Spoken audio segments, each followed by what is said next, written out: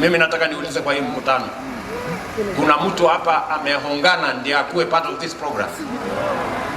Mimi nataka niwaulize, if there is anybody who has paid any money or who has been asked to bribe anybody so that they can be part of this program, I want to know, not because of you, but I want to deal with the people who in any way may have involved in corruption. Kwa sababu kama serikali, as a way of fighting corruption, we have digitized all government services. Today, we have digitized 23,000 government services.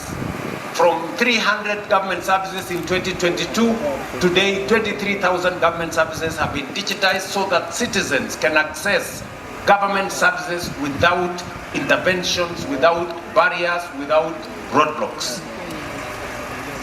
We have also made it easy for people to pay for government services on e-citizen.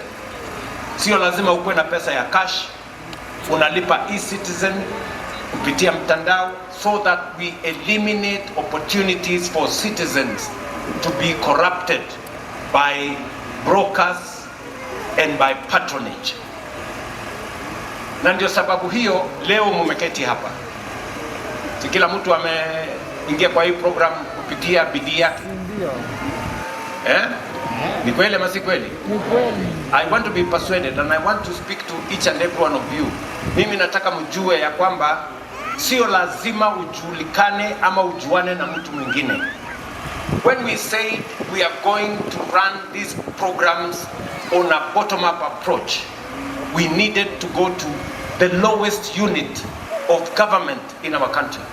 Today, this program benefits between 70 and 80 young people in every ward in the Republic of Kenya. In every ward in the Republic of Kenya. Sio lazima uishi Machakos town, sio lazima uishi Wote town, sio lazima uwe ni mtu wa Kitui town. Hata ukiwa mbali kiasi gani, we are going to reach out for you. We have young people here from every ward in the 3 counties of Machakos, Makueni and Kitui. Ni kweli ama si kweli? Ni kweli.